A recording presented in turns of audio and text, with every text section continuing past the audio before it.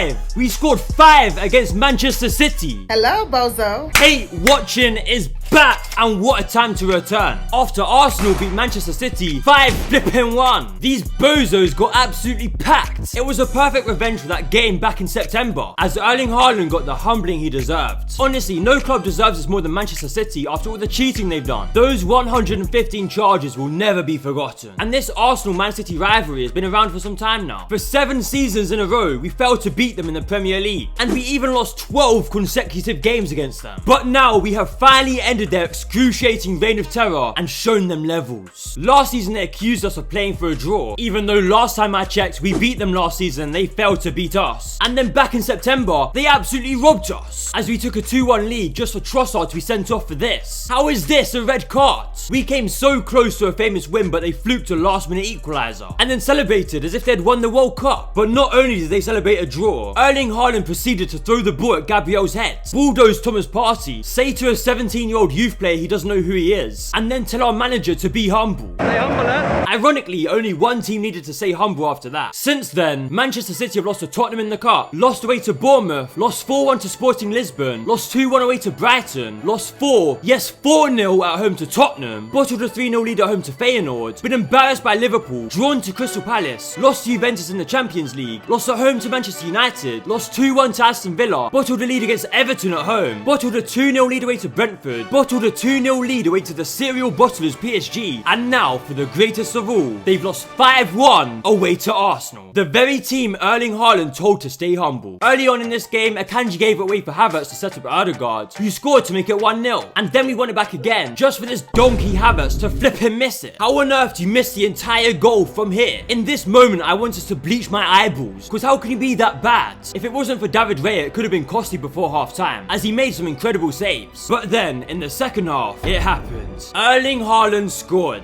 He had silenced the Arsenal fans who had been mocking him for months. This was his moment, and it looked like momentum was in Man City's favour. But just as Haaland thought he'd gotten his revenge, the man he pushed over in the last game scored a banger to make it 2-1, literally 30 seconds later. I must say, this is a wonderful assist by Foden. And then the kid he said, "Who are you to?" in the last game, scored another banger to make it 3, and then proceeded to copy Haaland's celebration. Wow, I love this guy already. And don't get me started on the fact they tried to stop him even playing in this game with this red card last week. This decision is beyond disgraceful. But what's even more disgraceful is letting Kai Havertz score past you to make it 4-1. I honestly couldn't even believe he actually scored. And then England's next superstar, Ethan Nwaneri, came off the bench to score a 5th. This guy's gonna have a better Premier League legacy than Wayne Rooney. Trust me, this is a goal of truly orgasmic proportions. Oh my days. Pep was crying. Bernardo Silva was just kicking everyone. Honestly, these guys are disgraceful. As soon as they're shown levels, they just start hacking everyone. It's embarrassing. And how he didn't get a yellow card for either of these, I will never know. But the best thing about this game was the battle between Gabriel and Haaland. Haaland really thought he could get away with the disrespect of last game, but this guy never forgets. After that match, Gabriel said we will be waiting for them at the Emirates. And after the first goal, he celebrated in Haaland's face. He then locked him up for the entire first half, where Haaland only managed 6 touches, before asking Haaland to pick up his boot when we were 4-1 up. The game is well and truly back. Also, the reaction of rival fans after this game is absolutely killing me. How are Arsenal being more criticised than Man City after we won 5-1? They cannot handle that we're actually good now. We don't do any of that homosexual bum licking that Man City and Liverpool fans do with each other around here. Liverpool fans are still salty from that 3-1 game last season. And Man City fans are acting as if Haaland saying stay humble was some profound philosophical message about Arsenal's mentality being bad. He's not Socrates or Plato. He's a boneheaded Norwegian ogre who looks as if his chromosomes were microwaved in Chernobyl. He wasn't saying anything profound. He had just finished celebrating a last-minute equaliser at home before talking down to some 17-year-old kids. If anyone needed to stay humble, it's him.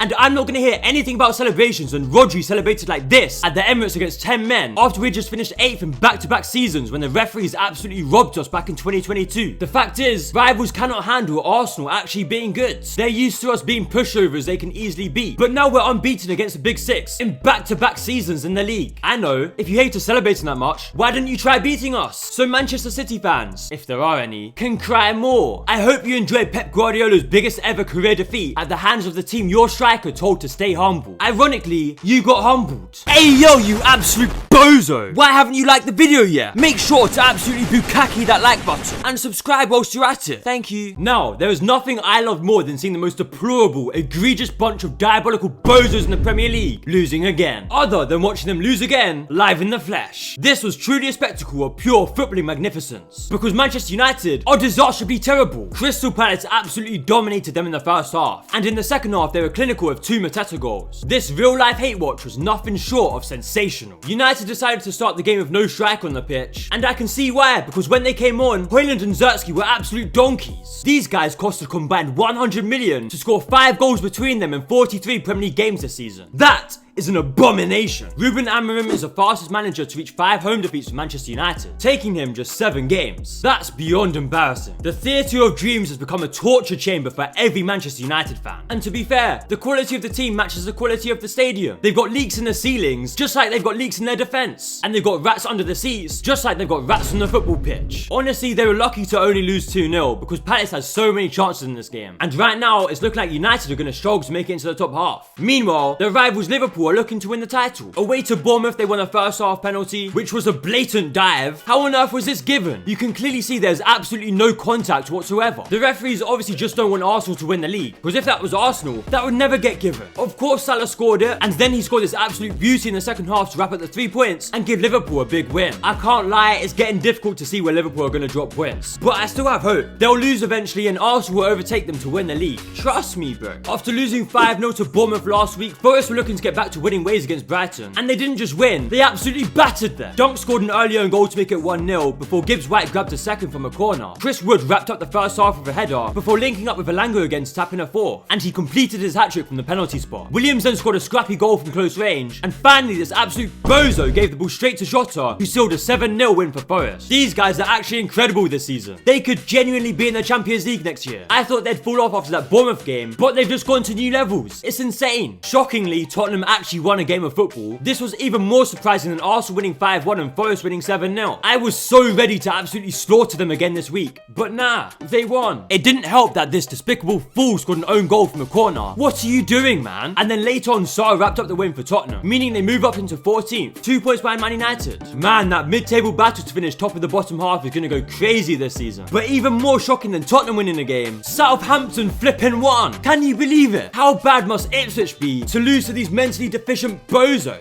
Aribo scored on the volley early on to put the Saints into the lead. That goalkeeping is outrageous. Lap went through to level the scores for Ipswich, but late in the second half, Paul Onuachu scored on the rebound to give Southampton their 2nd win of the season. Maybe they will actually get more points than Derby. Against Villa, Bellegar put Wolves 1-0 up with a near post finish, but in the second half, Villa were able to equalise. However, this was inexplicably ruled out for offside. Which preposterous imbecile was on VAR to rule this out? The guy offside doesn't interfere whatsoever, and then later on, Cunha scored this beauty to wrap up the win for Wolves. They may have got lucky, but this guy is quality, and as long as they have him, Wolves will be safe from relegation. Everton continued their great form under David Moyes, scoring within 10 seconds through Decore. You know Leicester are completely hopeless at defending when they let Beto score. Not just once, but twice. They're truly horrific. And Wout Faes might be the worst player I've ever seen in the Premier League. This guy literally just gave up as Njai got Everton's 4th goal. Murphy put Newcastle into an expected 1-0 lead at home to Fulham. However, Jimenez was able to get Fulham back into the game with this finish. And then later on, Muniz snuck in a winner to give Fulham a surprise win at St James's, really putting a dent into Newcastle's top 4 hopes. Anyway, that's it for Hate Watching. I hope you enjoyed. If you did, make sure to like, share and subscribe. And remember, stay humble. Mikel Arteta, I apologize to you and your team. I will stay humble from now on.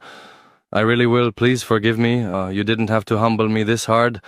This was the most embarrassing defeat of my career, and I'm ashamed that it had to be against Arteta and Arsenal. They clapped my